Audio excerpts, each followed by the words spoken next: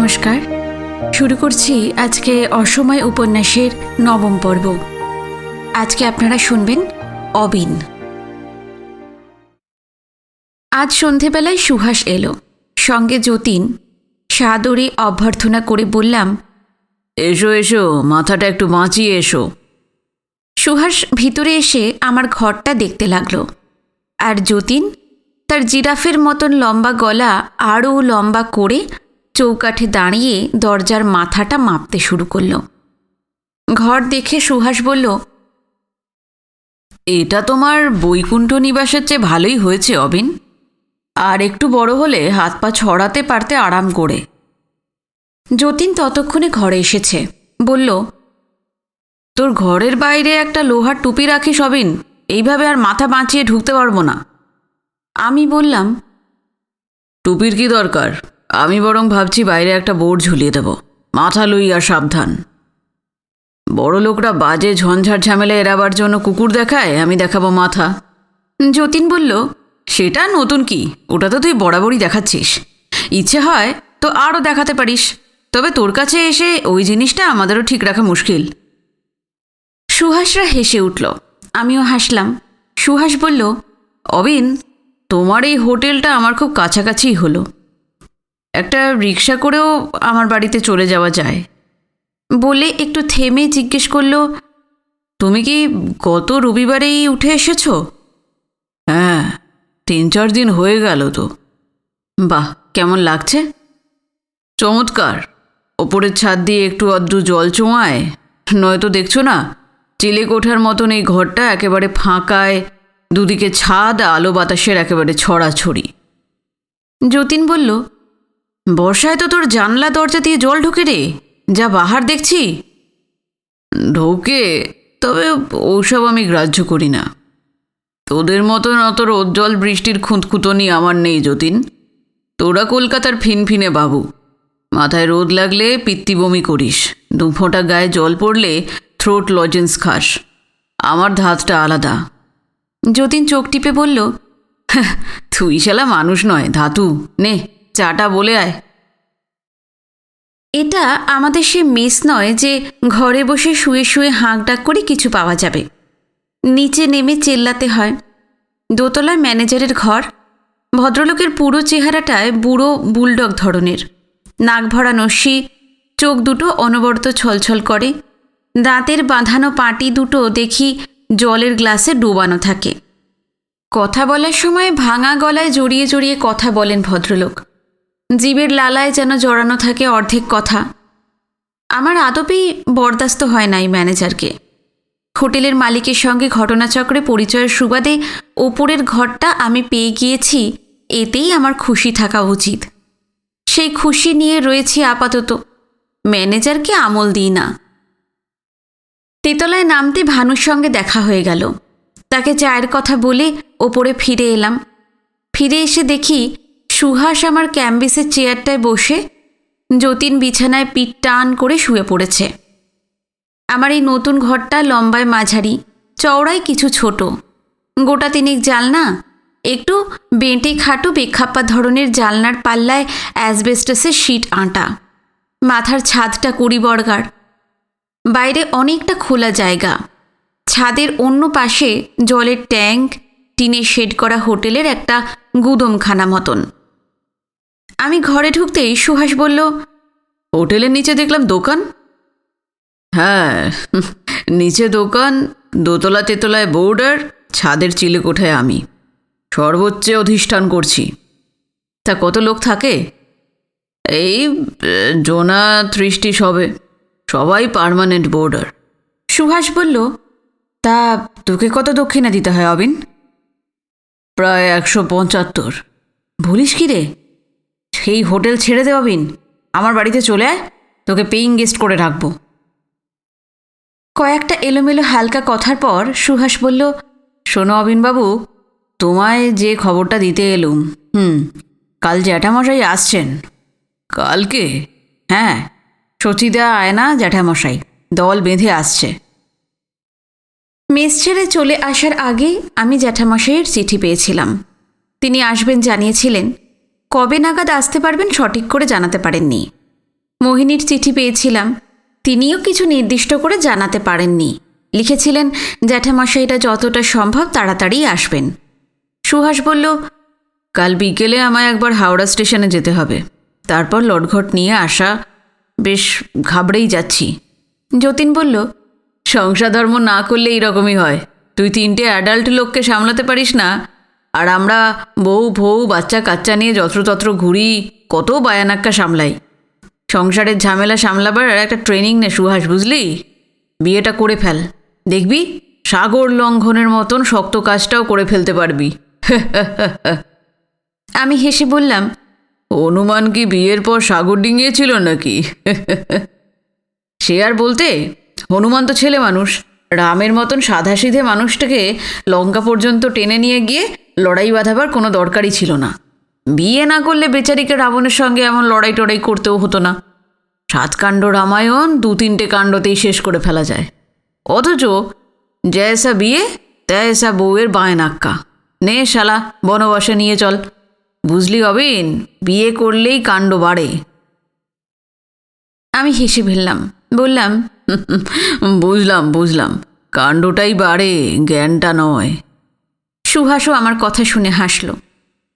একটু পরেই চা এলো, চায়ের সঙ্গে কিঞ্চিত খাদ্য। চা খেতে খেতে সুহাস বলল, অবিন, কাল থেকে আমার নানা ঝঞ্ঝাট বাড়ল। এর খানিকটা দায় কিন্তু তোমাকেও বইতে হবে। তুমি চারিদিক থেকে ঝামেলা টেনে এনে জড়ো করেছ, মাইন্ড দ্যাট। আমি বললাম, তুমি কি শচীবাবুর কথা বলছো? আবার কার কথা বলবো? বেশ তো, আমি হাওড়া স্টেশনে যাচ্ছি। তারপর কি? আপাতত শচীদা আমার এখানে এসে উঠল, কিন্তু তারপর আমি একটা হাসপাতালের খোঁজ পেয়েছি। যতীন তো অন্য কথা বলছে। কি যতীন? সুহাস যতীনের মুখের দিকে তাকালো। যতীন মুখের খাবার শেষ করে বলল, প্রথমেই হাসপাতালে ঢুকিয়ে দিলে ভদ্রলোকের হয়তো নার্ভ ফেল করবে। আমি বলছিলাম কি, একজন কাউকে দেখানো হোক, মানে বড় ডাক্তার কাউকে। অমি ওর দাদাকেও আনা যেতে পারে। আমারও চেনাশোনা একজন আছে, বুড়ো মানুষ, খানিকটা খ্যাপাটে ধরনের, কিন্তু ভেরি গুড ফিজিশিয়ান। চেহারাটাও বেশ সৌম্য, পেশেন্টের কনফিডেন্স হয়। আমি বললাম, বাড়িতে কি ব্যবস্থা হবে? না হবার কিছু নেই তো। আমি যা শুনেছি তাতে হুড়মুড় করে একটা লোককে কলকাতায় এনে হাসপাতালে ঢুকিয়ে দেওয়াটা কিন্তু ভুল হবে। ডাক্তার দেখুক, আর ক্যান্সার বললেই তো ক্যান্সার হয় না। Let the doctor see and জাজ। যদি ডাক্তার মনে করে ইমিডিয়েট, তাহলে হাসপাতালে ভর্তি করো। আগেভাগেই কেন একটা আধমরা লোককে চিতায় চড়াতে যাচ্ছ তোমরা? যতীনের সাংসারিক বোধবুদ্ধি প্রখর, তার মাথা ঠান্ডা, ভেবে চিনতে কাজ করাই তার স্বভাব। যতীনের কথায় আপত্তি করার মতন কিছু নেই।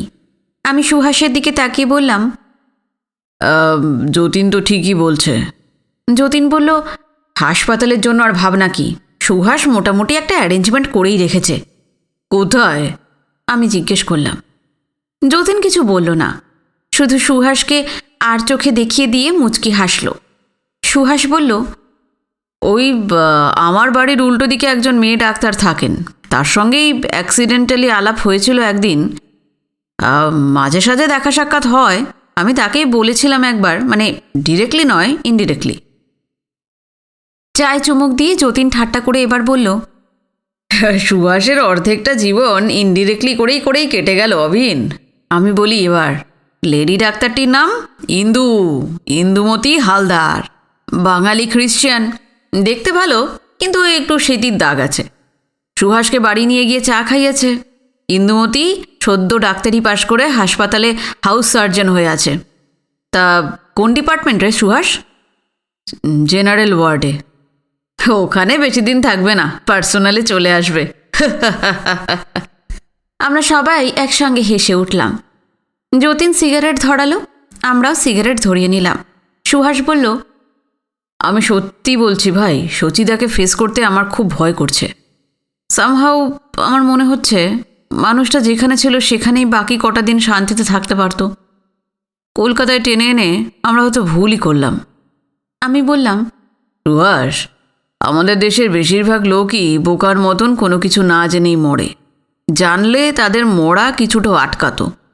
অজ্ঞতা জিনিসটাকে আমরা আশীর্বাদ বলে ধরে নিয়ে যতটা আত্মতৃপ্তি পাই ততটা তৃপ্তি পাবার কোনো কারণ নেই। কিন্তু সুহাস আমার কথাটা ভালো করে শুনল না। নিজের মনেই বলল, একদিকে সচিতাকে নিয়ে ডাক্তার হাসপাতাল, অন্যদিকে আবার এই জ্যাঠামশাইকে নিয়ে চিন্তা। আমার মাথাটা খারাপ হয়ে যাবে। এসব কাজ আমি জীবনে কোনোদিন করিনি, আমার ভালো লাগছে না। সুহাস যে সংসারের কোনো দায় দায়িত্ব কাঁধে নেয় না তা আমি জানি। ঝঞ্ঝাটকেও বরাবরই এড়িয়ে থাকতে চায়। শচীবাবুকে নিয়ে তাকে কতই না হুজ্জত হাঙ্গামা পোয়াতে হবে, জ্যাঠামশাইকে নিয়ে কী পরিমাণ উদ্বেগ বোধ করতে হবে। যতই সুহাস এইসব ভাবছে ততই তার ভয় বাড়ছে।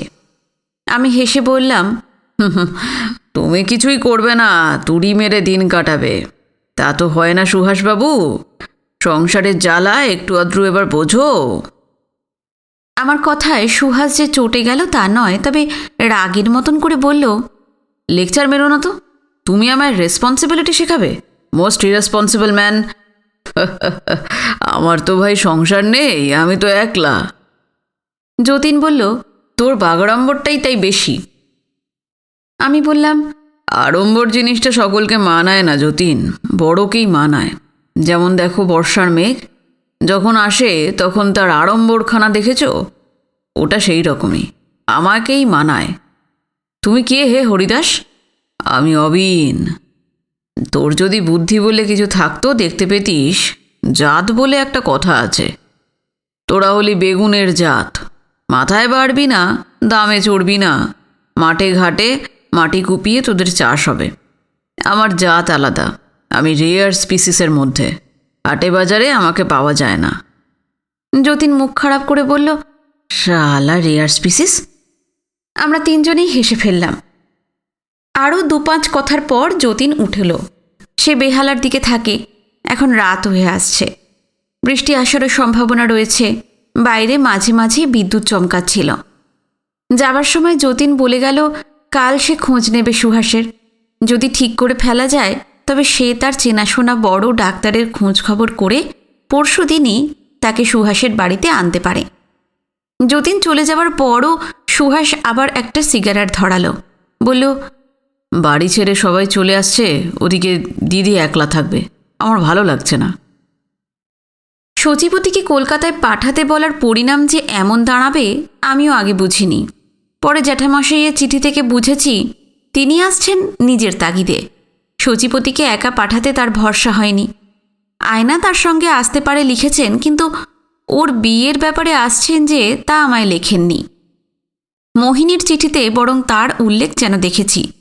আমি বললাম, সুহাস, জ্যাঠামশাই আয়নার বিয়ের ব্যাপারেও কিছু কথাবার্তা বলতে চান নাকি? সুহাস আমার দিকে ২ মুহূর্ত তাকিয়ে থেকে মাথা নাড়ল। জানি না। জানো না?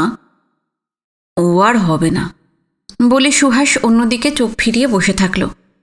তার বাঁ হাতটা চেয়ারের মাথার দিকে হেলানো, ওকে অন্যমনস্ক ম্রিয়মান দেখাচ্ছিল। আমি বললাম, যতীন কি বলল? যতীন কি করবে? ওর নিজের ব্যাপার তো নয়। ওর ফ্যামিলি হলেও কথা ছিল, তবু বেচারি অনেক চেষ্টা করেছে, তার পিসিমাকে বুঝিয়েছে, কিন্তু ভদ্রমহিলা রাজি হচ্ছেন না। সুহাস কেমন বিরক্ত হয়ে চুপ করে গেল। বসে থাকতে থাকতে আবার একটা সিগারেট খেলো। আমি তো যতটা সম্ভব খোলাখুলি জ্যাঠামশাইকে সব লিখেছি, ওর বেশি কিছু লেখা যায় না। আফটার অল চিঠির ব্যাপার কোনো রকমে দিদির চোখে পড়লে অবস্থাটা কী হবে বুঝতেই পারছো। না বোঝার কারণ নেই, বুঝতে পারি। সামান্য চুপচাপ থেকেই বললাম, আচ্ছা, যতীনের সেই পিস্তুত ভাই কি বলছে? সে কি বলবে? বিয়েটা তো সে করবে, তার মতটাই তো আসল। আমি জানি না, তার সঙ্গে আমার দেখা হয়নি। ওকে আমার দরকারটাই বা কিসের? ও যদি রাজি থাকে তবে তো বিয়েটা হতে পারে। মানে? বিয়েটা ও করে ফেলুক। অবিন, তামাশা করো না। মানেটা কি? এখানে তুমি তামাশার কি দেখলে? ছেলেটা যদি বিয়ে করতে রাজি হয়ে থাকে তবে তাকে ধরে এনে বিয়ে দিয়ে দাও। আর তারপর আবার কি? ওর বাড়ি নেই, মা দাদা নেই, বিয়ে করে বউ নিয়ে কি তাঁবু খাটিয়ে থাকবে? তুমি যে কি রাবিশ বলো অবিন। সুহাস রীতিমতন বিরক্ত ও অবাক হচ্ছিল। আমি হেসে বললাম, দেখো সুহাস, আমি তোমাদের এই বিচিত্র সমাজ আর সামাজিকতা বুঝি না। যতীনের ভাই যদি বিয়ে করতে রাজি থাকে তবে তাকে ডেকে বলো। এরকম বিয়ে আজকাল হয় না কি? কান্তি সেদিন করলো না এরকম বিয়ে? তবে ওর মা দাদাকে নিয়ে তোমাদের মাথা ঘামাবার কিচ্ছু নেই। বলে আমি একটু চুপ করে থেকে সুহাসের ভাবগতিক লক্ষ্য করলাম। সে আমার কথাগুলো গ্রাহ্য করছিল না। তার বিরক্তি দেখে বললাম, কথাটা আমি হালকা করে বললাম বলে তুমি ভাবছো আমি ঠাট্টা করছি। তবে তোমায় সত্যি করেই বলছি, ব্যাপারটা আমার যদি হতো, মানে আমি ছেলেটাকে সরাসরি ডেকে বলতাম, তাহলে কি হে আমার বোনকে বিয়ে করতে রাজি? সে যদি বলতো রাজি, তবে তার মা মাসি দাদার মুখ চেয়ে আমি বসে থাকতাম না। বিয়েটাকে তোমরা বারোয়ারি পুজোর মতন করে তুলেছ। 12 ভূতে না নাচলে তোমাদের বিয়ে হয় না। সেখানে ছেলে মেয়ের ব্যাপারটা চাপা পড়ছে। তাদের পরিবারের মাসি পিসি বাবা দাদার দিকেই তোমাদের চোখ। লোক জড়ো করার এই তামাশা কিন্তু আমার একদম পছন্দ হয় না। তুমি ফ্যামিলির মধ্যে থাকোনি অবিন, তুমি বড় সংসারের মধ্যে মানুষ হয়ে ওঠোনি, একলা থেকেছ, একলা বড় হয়ে উঠেছ। তুমি আমাদের সমাজের পরিবারের ব্যাপারটা বুঝবে না? বুঝবো না? না, তোমার পক্ষে বোঝা সম্ভব নয়। বিয়েটা ব্যক্তিগত হতে পারে, কিন্তু সংসারের মধ্যেই তার জায়গা। আলাদা করে আমি ওটা ভাবতে পারি না। আমার মা জ্যাঠাইমা বাবা জ্যাঠামশাইকে আমি না দেখলে কথা ছিল। আমি ওকে থামিয়ে দিয়ে বললাম, তোমাদের মতন মানুষকে নিয়ে বড় মুশকিল সুহাস। আমি কি বলছি সেটা কিন্তু তুমি বুঝতেই পারছো না। যতীনের ভাই যদি এই বিয়েতে রাজি থাকে, তবে তার মায়ের আপত্তির জন্য এখন অরাজি হওয়ার মানেটা কোথায়? যাগে, আমার অন্য কথা শোনো। আমি বলবো এই বিয়ে তোমরা দিও না। কেন? কেন দেবে বলো তো? যে পরিবারের লোকজন তোমাদের গোড়াতেই বিশ্বাস করতে পারছে না, তারা তোমাদের বিশ্বাস করবেও না। ওদের মনে নানান সন্দেহ ফেনাচ্ছে। সেটা যে বাড়বে না এমনও নয়। সেই বাড়িতে আয়নাকে তুমি কেন দেবে বলো তো? তুমি কি জোর করে বলতে পারো এই অশান্তি আয়নাকে বারবার ভোগ করতে হবে না? সুহাসের চোখ মুখ দেখে মনে হলো এবার সে আমার কথা শুনছে। চুপচাপ বসে থেকে বলল, আমারও নিজেরও ইচ্ছে নেই আর। আমি যতীনকে সব বলেছি। একদিন ওর সঙ্গে ভদ্রমহিলার কাছে গিয়েও ছিলাম, ভালো লাগেনি। উনি বোধহয় আমাদের কথা বিশ্বাস করবেন না। এটাই তো স্বাভাবিক। ওরা হলেন বিশুদ্ধ হিন্দু সমাজের মেয়ে, গোবর জল ছিটিয়ে সংসারকে শুদ্ধ করতেই জন্মেছেন। কিন্তু জ্যাঠামশাই, উনি যদি সত্যি ছেলেদের বাড়িতে দেখা করতে চান, যাবেন না। যাবেন না? যাওয়া উচিত হবে না। তুমি ওকে সব বুঝিয়ে বলো। আমি বলবো অবিন, কিন্তু জ্যাঠামশাইকে মাঝে মাঝে আমার কেমন মনে হয় উনি যেন আজকাল বড় দুর্বল হয়ে পড়েছেন। বাবা মারা যাবার পর থেকেই এটা দেখছি আমি। কি জানি, হয়তো মাথা নোয়াতে আর আটকাবে না। আটকাবে আটকাবে, আমার কিন্তু তা মনে হচ্ছে না, জানো তো। জ্যাঠামশাই আয়নাকে ঠিক ওই জন্যই কলকাতায় আনছেন। আয়না কলকাতায় আসবার জন্য মাঝে মাঝে আমাকেও বলতো।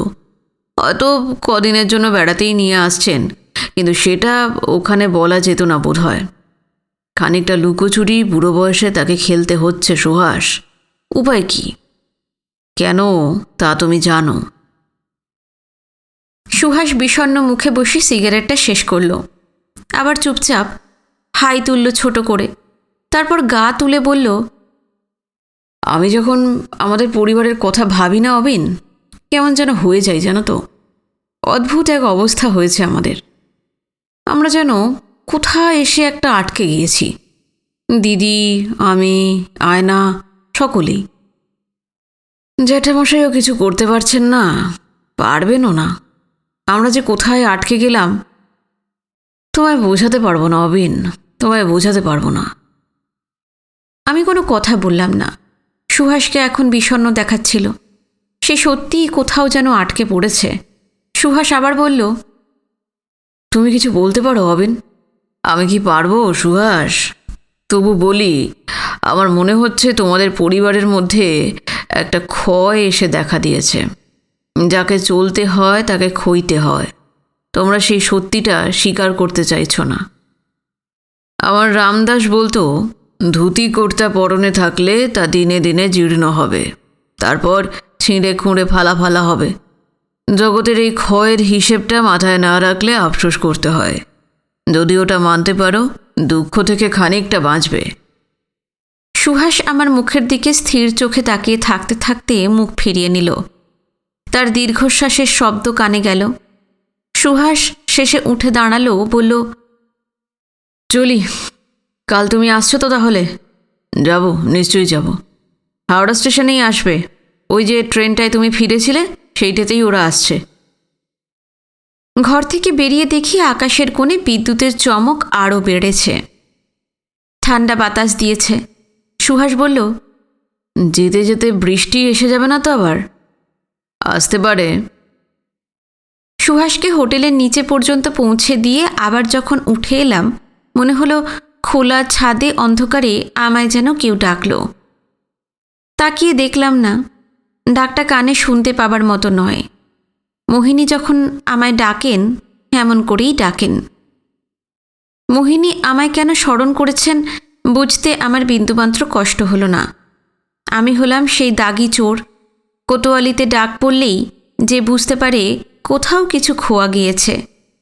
মোহিনীর সামনে হাজির হতে তিনি ভর্ৎসনা করে বললেন, সুহাসের কানে এইসব কুমন্ত্রণা দেওয়া তিনি একদম পছন্দ করছেন না। কে বলেছে আমাদের পরিবারের মধ্যে ক্ষয় এসেছে? ওটা মিথ্যে কথা, মন গড়া কথা। মোহিনীর ক্ষুব্ধ মূর্তিটা আমি স্পষ্টই যেন মনে মনে দেখছিলাম। কোতোয়ালিতে চোরদের হাসতে নেই। বিনয় করে বললাম, অপরাধ মার্জনা করুন, আপনারা অক্ষয়। রাগ করে মোহিনী যেন আমার সামনে থেকে তরতরিয়ে চলে গেলেন। ছাদে অন্ধকারে দাঁড়িয়ে বাতাসের ঝাপটা খেতে খেতে আমি মোহিনীর উষ্মাটুকু অনুভব করলাম। আকাশটায় কালো করে মেঘ জমেছে। বিদ্যুৎ চমকাচ্ছে ক্ষণে ক্ষণে।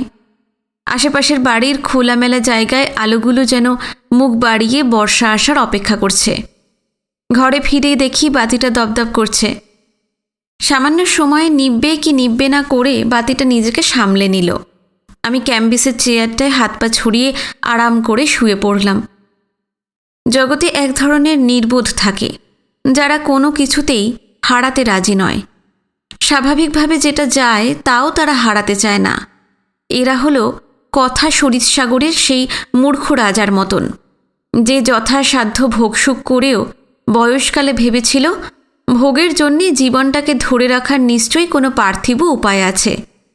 যেটা সত্য সেটা সে বিশ্বাস করেনি, যা মিথ্যে তা বিশ্বাস করে এক শঠের হাতে পড়েছিল। এমন মূর্খের ভাগ্যে যা জোটার তাই জুটেছিল।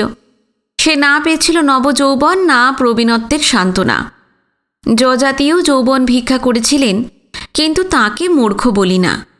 মানুষের ভোগের আকাঙ্ক্ষা ব্যক্ত করার জন্যে কবি তাকে অকালে জরাগ্রস্ত করেছিলেন। কাব্যের কৃপায় যতটা ভোগসুখ যজাতির বেড়েছিল তা না বাড়লেও বিশেষ কোনো ক্ষতি ছিল না। সত্য হিসেবে তার ভিক্ষাটুকু বেঁচে আছে, বাকিটুকু নেই। মোহিনীকে আমি বুদ্ধিমতী বলেই মনে করি, কিন্তু অনেক সময় তিনি বুদ্ধিকে শাসন করে চলেন। ফলে বুদ্ধিটা তার মাথা তুলতে সাহস পায় না। সুহাসকে আমি যখন বললাম তাদের পরিবারের মধ্যে ক্ষয় ধরেছে, সুহাস কিন্তু চমকে ওঠেনি, আপত্তি জানায়নি, চুপ করে শুনেছিল। সে যে এসব কথায় দুঃখ পায় তা আমার অজানা নয়, তবু আমার কথায় নতুন করে তার দুঃখ জাগেনি। এই দুঃখ সে যেন আজকাল বোধ করে। সুহাসকে যখন আমার অভিমতটা বলছি তখনই আমার মনে মোহিনীর উদয় ঘটেছিল। আমি জানতাম কথাটা মোহিনীর কানে উঠলে তিনি না না করে ছুটে আসবেন। মোহিনী সাধারণ একটা কথা বুঝতে চান না। যা গড়ে তোলা যায় তার গড়ন একটি নিজস্ব আকার পেলেও গড়নের মধ্যে নানা দিকে নানান কারিকুরি থাকে। অমন যে মাটির প্রতিমা, তার মধ্যেও এই কারিকুরি। যন্ত্রের বেলায় এটা যেমন উন্মুক্ত, নেহাত অন্ধেও দেখতে পায়, মানুষের বেলায় তা নয়। সুহাসের ঠাকুরদা অনেক সাধ করে যে পরিবার গড়ে তুলেছিলেন সেটা নেহাত ইট কাঠের আশ্রয় নয়। তিনি হয়তো ভেবে দেখেননি তার 2 ছেলে, ছেলের বউ, নাতি নাতনিদের নিয়ে যে পরিবার গড়ে উঠবে তাতে প্রত্যেকটি মানুষের একটি নিজস্ব সত্তা থাকবে। কেউ হবেন জ্যাঠামশাই, কেউ হবেন সুহাসের বাবা। সেখানে সুহাসের মণিমা যেমন থাকবেন তেমনি থাকবেন মোহিনী। মানুষ তো আর খড়িবর্গা নয় যে তাকে মাপ মতন কেটে যে বাড়িতে বসানো হবে সেখানেই সে নিশ্চল হয়ে পড়ে থাকবে। মানুষ তার নিজের মতন বাড়ে, নিজের মতন সরে যায়, নিজের মতন কাছে আসে। মোহিনীদের পরিবারে যারা ছিলেন, যারা এখনও রয়েছেন, তাদের চার কোণে খুঁটি করে বসিয়ে দড়ি দিয়ে বেঁধে রাখার যত চেষ্টাই থাক, ভিতরে ভিতরে এদের প্রত্যেকের নিজের সত্তার চাপে মাটিতে অনেক আগেই চিড় ধরে গিয়েছিল। সেটা যে আরও বাড়ছে এটা মোহিনীরা দেখতে চাননি, এখনও চান না। তাকে এই কথাটা বোঝানো মুশকিল। সংসারের ভাঙনটুকু তার ছাদের তলাতেই লুকিয়ে লুকিয়ে বেড়ে উঠেছে।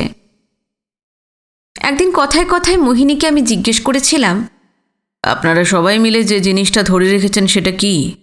মোহিনী বুঝতে পারেননি, অবাক চোখ করে তাকিয়েছিলেন। আমি বলেছি, আপনাদের এই বাড়িটার ভিত থেকে শুরু করে তার যতগুলো দেওয়াল সব ওই ছাদটাকে মাথার ওপর ধরে রেখেছে, কিন্তু আপনারা এই কজন মিলে কোন জিনিসটা ধরে রেখেছেন আমায় বলুন তো।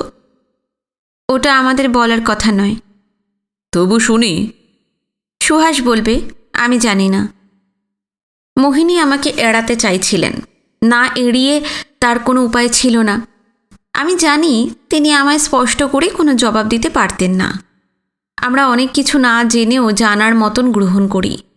মোহিনী তাদের পরিবারের শিক্ষা দীক্ষা, রুচি, আভিজাত্য, মর্যাদা, তাদের পরস্পরের প্রতি স্নেহ প্রীতির বন্ধনকে অশেষ মূল্য দেন। আমি বলি না তার কোনো মূল্য নেই, কিন্তু ভাবের ঝোঁকে ঠাকুরের পায়ে বেশি মূল্য ধরে দিলেই দেবতার মূল্য বাড়ে না। মোহিনীদের পারিবারিক বন্ধনের পাশাপাশি যে কয়েদখানা তৈরি হয়ে গিয়েছে তার দিকে তার নজর দিতে আপত্তি কেন? মানুষ হিসেবে তারা কে কতটা খর্ব হচ্ছেন এই হিসেবটা কোথায়? হিসেবটা মোটামুটি করে ধরলেও মোহিনী বুঝতে পারতেন যাদের নিয়ে এই পরিবার, সেই মানুষগুলির পৃথক পৃথক চরিত্র থেকে স্বাভাবিক একটা বিরোধ এসেছে। সেটাকে জোর করে বরাবর অস্বীকার করা যায় না। আমি এই ঢাক পেটানো সভ্যতার সঙ্গে নেচে বেড়াই না। বন্ধুবান্ধবের সঙ্গে আমার ঝগড়াটা এইখানেই। তারা আমায় বোঝাতে চায় মানুষ লাফ মেরে মেরে কতটা এগিয়ে এলো, আমি নাকি সেটা চোখে দেখেও স্বীকার করতে পারি না। আমি তাদের স্পষ্ট বলি, জগৎ শুদ্ধ মানুষের যদি লাফাবার ক্ষমতা থাকতো তবে আমার কথা ছিল না। 2-10টা মানুষ পা তুলে লাফাতে পারে, বাকিগুলো হয় খোঁড়া না হয় বেতো। তারা পা সোজা করে হাঁটতেই পারে না। 10টা লোকের লাফ নিয়ে জগৎ শুদ্ধকে লম্ফবান ভাবলে আমার ঘোরতর আপত্তি আছে। তোমাদের 2-একটা বুদ্ধ যিশুকে দেখিয়ে সবই যদি বন্ধুত্ব চাও তবে আমি নাচার। বুঝলে যতীন, সক্রেটিস হাসি মুখে বিষ খেয়েছিলেন বলে তুমি, বিপিন, সবাই তোমরা নীলকণ্ঠের বংশ নাকি? তাহলে বলবো তোমরা মহাভণ্ড। এই ভণ্ডামি নিয়েই সংসারটা চলে আসছে। মানুষের দৌড় শুরু হবার পর যে 2-5 বা 10 জন বড় রকম দৌড় দিয়ে ছুটে অনেকটা চলে যেতে পারল, তারা সাধারণের মধ্যে নয়, ওরা অসাধারণ। মানুষ হয়েও অতি মানুষ, সুপারম্যানদের গোত্র। সেই অতি মানুষদের নিয়ে এই সাধারণ মানুষের বিচার করো না। সাধারণরা তাদের হামাগুড়ি পর্ব এখনও শেষ করতেই পারেনি। বন্ধুদের সঙ্গে তর্কাতর্কিতে আমি এই কথাটা বারবারই বোঝাতে চেয়েছি। আমার বিশ্বাস আমাদের একটা বড় অনর্থ এইখানে ঘটে যাচ্ছে। সুহাসকে সেদিনও বলেছি, আমরা যাকে সভ্যতার মস্ত মস্ত কীর্তি বলি সেগুলো অতি মানবের কীর্তি। তার সঙ্গে সাধারণ মানুষের যোগ ছিল কিঞ্চিত মাত্র। অথচ এই মানুষগুলোকে আজ তোমরা নেহাতেই মহৎ সভ্যতার রথ ঠেলাতে ধরে এনেছ। বেচারীরা না পারছে রথে চড়তে, না পারছে পালাতে।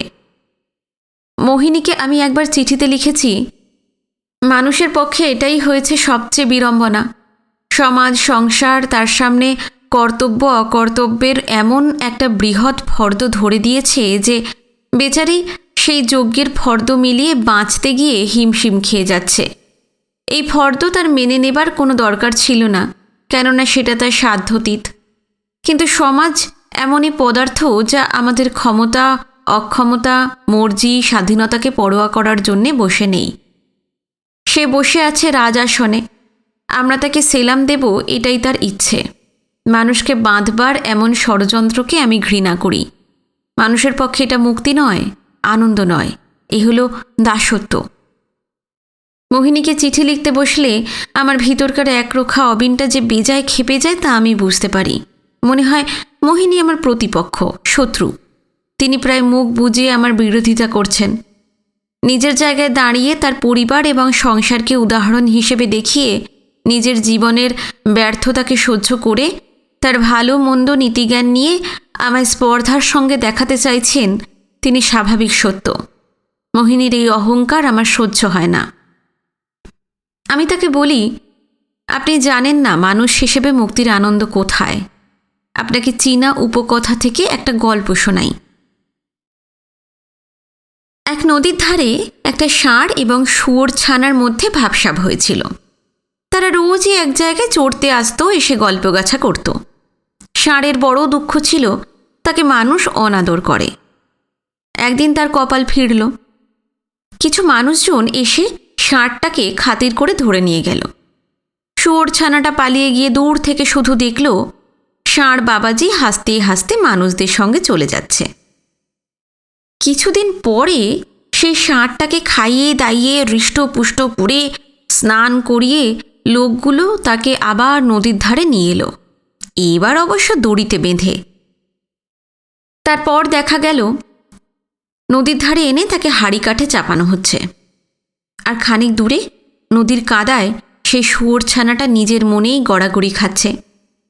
হাঁড়ি কাঠে যাবার চেয়ে ওই শুয়োর ছানাটার কাদায় গড়াগড়ি দেওয়াটা যে অনেক সৌভাগ্যের, এটা হয়তো আপনি স্বীকার করবেন। আমি নিজে শুয়োর ছানার মতন জন্ম জন্ম কাদায় গড়াগড়ি দিয়ে বেঁচে থাকতে রাজি, তবু মানুষের খাদ্যের উপকরণ হতে রাজি নই। মোহিনী এক সাজানো মিথ্যে নিয়ে বেঁচে আছেন। তিনি চেয়ে দেখছেন না তার অন্দরমহলে যে কুকুরটা বাঁধা আছে সেটা আয়নার টোপর জাতীয় জীব নয়। মোহিনী যে জীবটাকে বেঁধে রেখেছেন তাকে শুধু শেখানো হয়েছে বাইরের লোক ঘরে পা দিলেই চেঁচাতে। চোর ধরার শিক্ষা পেয়ে কুকুরটা শুধু চেঁচাতেই শিখেছে। তার জ্ঞান নেই কে চোর কে অতিথি। মোহিনী নিজের মধ্যে এই রকম একটি নীতিকেই বেঁধে রেখেছেন।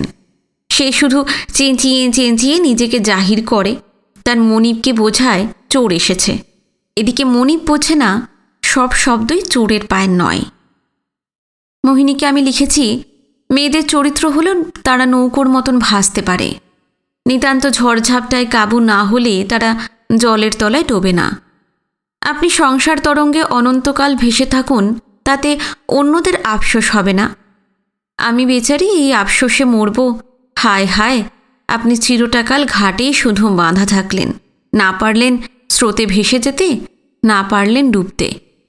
আমার যদি সাধ্যে কুলোয় বাঁধা দড়িটা খুলে দিয়ে বলবো, হয় নৌকোটাকে জলের টানে ভেসে যেতে দিন, না হয় জলের তলায় ডুবুন। দয়া করে আর ভেসে থাকবেন না, ওটা আমি আর দেখতে পারি না। মোহিনী আমার চিঠিপত্রের ধরনটা তেমন পছন্দ করছেন না। তার জবাব থেকেই আমি বুঝতে পারি আমার মতন বড় বড় জীবটিকে নিয়ে তিনি সমস্যাতেই পড়েছেন। আমায় তিনি রুখতে পারছেন না। তার নাগালের মধ্যে এমন কোনো অস্ত্র নেই যা দিয়ে তাড়া করে আমায় দূরে সরাবেন। তিনি নিজের অন্দরমহলকে সামলাবার জন্যে জানলাটা দরজাটা ভেজিয়ে ছিটকিনি তুলে দেবার চেষ্টা করছেন। কিন্তু আমি যে তার মাথার উপরের আলো আসার পথ দিয়ে ঢুকে পড়েছি তা বুঝতে পেরেই তিনি দিশেহারা হয়ে পড়েছেন। উনি মনকে বোঝাচ্ছেন আমি নিতান্তই চকমকি। একসময় অবিন মার্কা দেশলাইয়ের ব্যবসা ফেঁদে লোকসান খেয়েছি, এইটাই বোধহয় তার সান্ত্বনা। আমি ভাবছি আবার যদি নতুন করে কোম্পানি খুলি তবে সেই দেশলাইয়ের নাম হবে মোহিনী।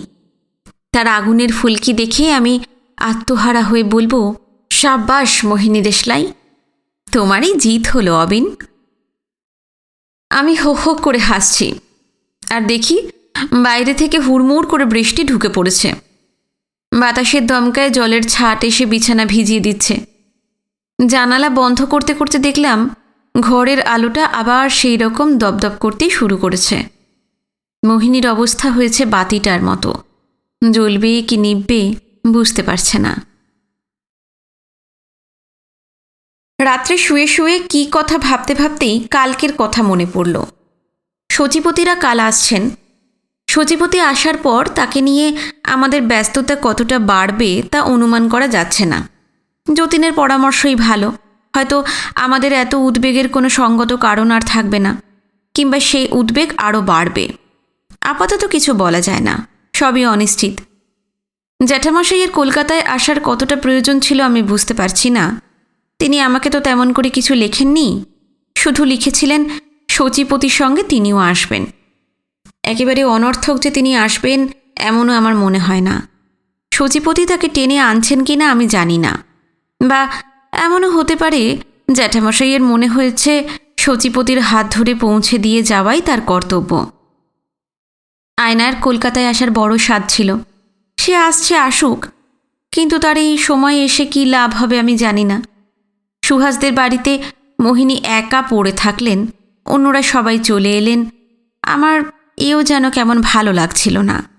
মোহিনীও তো এলে পারতেন। জ্যাঠামশাই হয়তো অন্য কিছু ভেবেই আসছেন। কলকাতায় তিনি বেশি দিন থাকবেন এমন হয়তো স্থির করেননি। সচিপতিকে পৌঁছে দিয়ে কয়েকদিন মাত্র থাকবেন, তারপর ফিরে যাবেন হয়তো। আয়না আমায় মাঝে মাঝে চিঠিপত্র দেয়। তার চিঠি থেকে বুঝতে পারি বাড়িতে সে বড়ই একা একা বোধ করে। ইদানিং তার দু একটা চিঠি পড়ে আমার ধারণা খানিকটা পাল্টে গেল।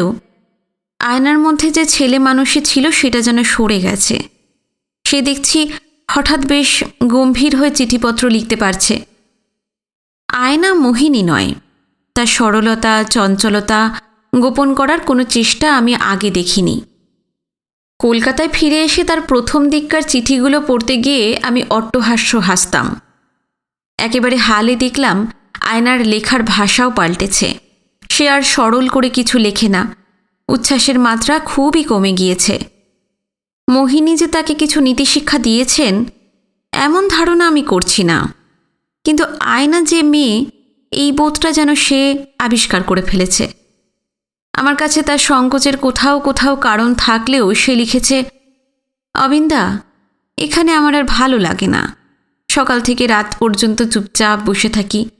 দিদি তার নিজের মতন কাজকর্ম নিয়ে থাকে, জ্যাঠামশাই থাকেন নিজের ঘরে, আর আমি সারা বাড়ির মধ্যে একা একা মুখ বুজে বসে থাকি।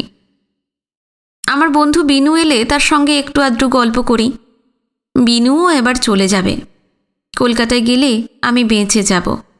এখানে আমার আর একেবারেই ভালো লাগে না। মনটা বড় খারাপ হয়ে আছে। আপনি আবার ঠাট্টা করবেন। তা নয় অবিন্দা, মোটেও তা নয়। কলকাতায় আসার আগে আগে আমায় আয়না কোনো চিঠি দেয়নি। ভেবেছে চিঠি দিয়ে আমার কী লাভ, সে তো আসছেই। আমি ভাবছি কলকাতায় এসে আয়না কি দেখবে। দেখবে যে তার বিয়ের সম্বন্ধ ভেঙে গেছে। কেন ভেঙেছে জানতে তার আটকাবে না। তা দিদির জন্য সে বেচারির বিয়ে যে ভেঙে যাচ্ছে এতে তার খুশি হবার কথাও নয়। কেনই বা সে খুশি হবে? সুহাসরা তাকে ছোটর আদর আতিশয্য দিয়ে নাবালিকার মতন করে রাখলেও সে তো সাবালিকা। তার নিজের একটা জীবন আছে, স্বাদ স্বপ্ন আছে। তার বয়সটা যেখানে এসে দাঁড়িয়েছে সেখানে মেয়েরা অবলম্বনই খুঁজে বেড়ায়। সেটাই স্বাভাবিক সহজ নিয়ম। আয়না যে জাতের মেয়ে সে জাতের মেয়েরা ঘরের মধ্যে বেশি মানায়। ও হলো গৃহস্থের বাগানে বেড়ে ওঠা ফলের মতন। সংসারের ভোগে লাগবে বলেই সে নরম খোসা গায়ে নিয়ে বেড়ে উঠেছে। সুহাসরা তাকে শৌখিন করে সাজিয়ে রেখে রেখে তার স্বভাবটাকে ফুলের মতন করতে চেয়েছে হয়তো, কিন্তু আয়না ফুলের জাত নয়। আমি লক্ষ্য করে দেখেছি আয়নার মাথায় তাদের পরিবারের চাপা অহংকার বোধটা নেই। সে যে খুব একটা কিছু বোঝে তাও নয়।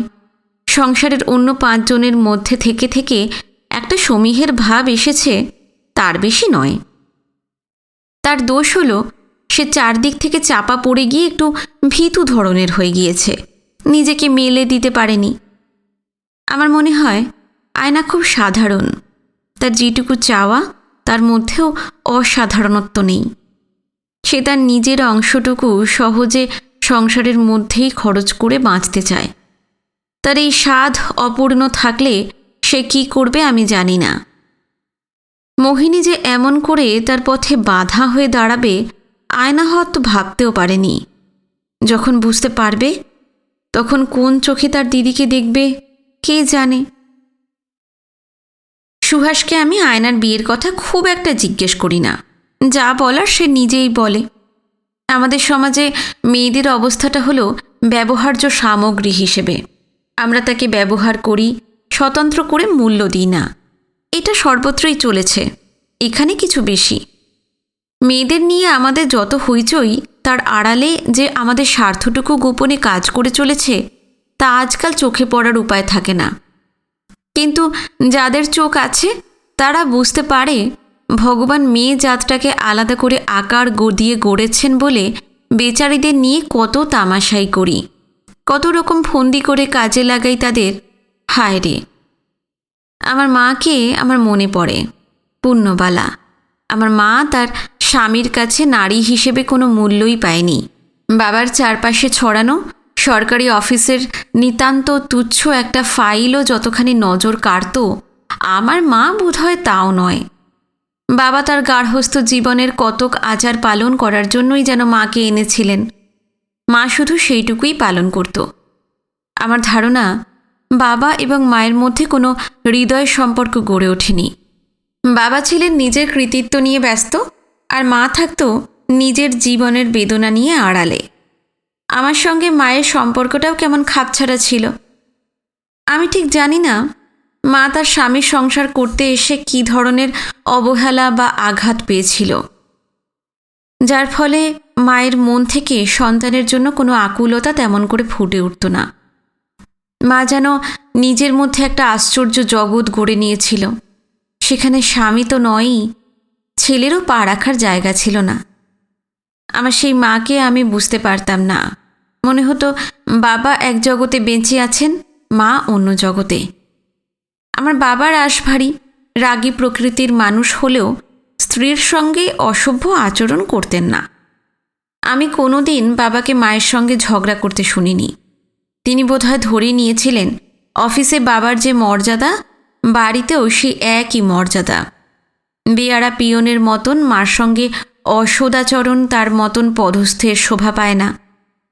বাবা পদস্থ হবার ঝোঁকে ক্রমশই ওপরে উঠছিলেন, আর মা ক্রমাগত দূরে সরে গিয়ে নিজের সম্ভ্রম বাঁচাচ্ছিল। শেষ পর্যন্ত মা যেন নির্বাসিতা হয়ে থাকল।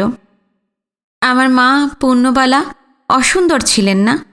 মার চোখ ছিল বিষণ্ণ আলোর মতন, কপালটি শুভ্র, নাকটি জোরালো। মায়ের গলার স্বর ছিল নরম মৃদু। শুভ্র বসন ছিল মায়ের প্রিয়। মাকে দেখলেই মনে হতো মা একা একা নিজের মনেই বেঁচে আছে। আমি থাকি নিজ মনে। মায়ের এই নিঃসঙ্গতা কেমন এক মোহ হয়ে দাঁড়ালো। হয়তো মায়ের মৃত্যুও সেই মোহ বশেই। মোহিনী আমার মায়ের মতন নন।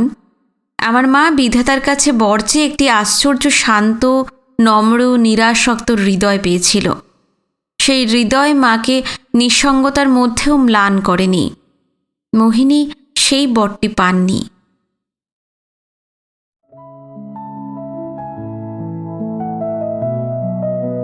আজকের পর্ব এখানে শেষ করলাম। আগামী পর্ব নিয়ে শিগগিরই ফিরে আসছি। ভালো লাগলে অবশ্যই জানাবেন। যারা নতুন এসেছেন, যদি গল্প পাঠ ভালো লেগে থাকে অবশ্যই চ্যানেলটি সাবস্ক্রাইব করে রাখবেন। আজকে এই পর্যন্তই। নমস্কার, সবাই খুব ভালো থাকবেন।